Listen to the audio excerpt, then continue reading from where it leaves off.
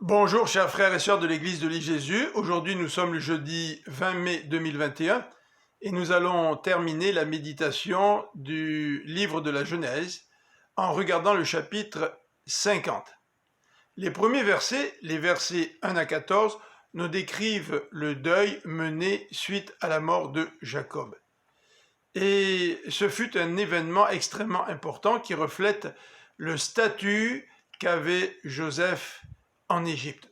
En effet, les versets 7, 8 et 9 nous décrivent ce convoi important qui a quitté l'Égypte pour se rendre en Canaan, lieu où Jacob voulait être enseveli. Des hauts fonctionnaires faisaient partie du convoi. Des hauts fonctionnaires de Pharaon, les dignitaires de sa cour, les hauts responsables d'Égypte, ainsi que toute la famille de Joseph. Tout ce convoi était accompagné et protégé par des chars et des équipages. Dans les versets 15 à 21, nous pouvons lire la description de la crainte des frères de Joseph. Maintenant que Jacob est mort, quelle va être l'attitude de Joseph envers eux?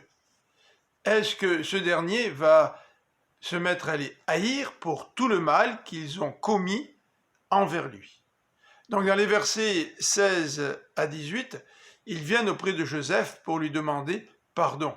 Et Joseph éclate en sanglots, probablement déçu de voir l'attitude de ses frères qui n'ont pas compris l'étendue du pardon de Joseph. Et dans le verset 19, Joseph va clairement indiquer à ses frères qu'il ne leur en veut pas, car Dieu s'est servi du mal qu'ils ont voulu commettre envers lui pour le transformer en bien et permettre à Joseph de sauver sa famille de la famine. Dans les versets 22 à 26, nous voyons un texte qui nous décrit la fin de la vie de Joseph.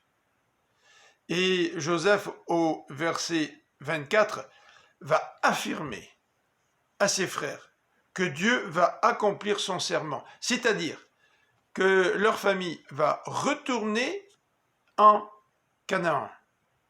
Et lorsque la famille de Jacob va retourner en Canaan, Joseph veut que ses ossements soient rapportés et enterrés dans le pays de Canaan. Quand vous entrerez ou quand vous rentrerez en Canaan, vous emporterez mes ossements avec vous, nous dit le verset 25, et il demande à ses frères d'en faire le serment.